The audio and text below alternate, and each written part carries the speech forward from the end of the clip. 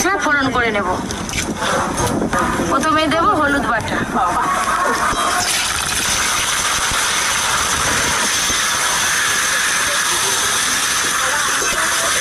পেঁয়াজ কুচি,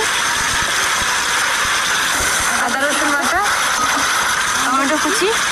এবার সব একসঙ্গে ভালো করে মিশিয়ে নেব।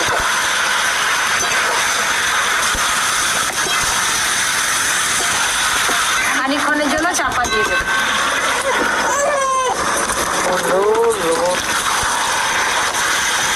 পেঁয়াজ কুচিগুলো খুব ভালো করে গলে গেছে।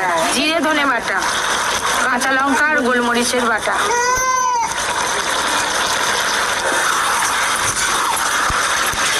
মাংস কষা হয়ে গেছে। সব কিছু একসঙ্গে ভালো করে কষা নিয়েছি। এবার জল দিয়ে খানিকক্ষণ ফুটিয়ে নিলেই রান্না হয়ে যাবে। জল, কাঁচা লঙ্কা,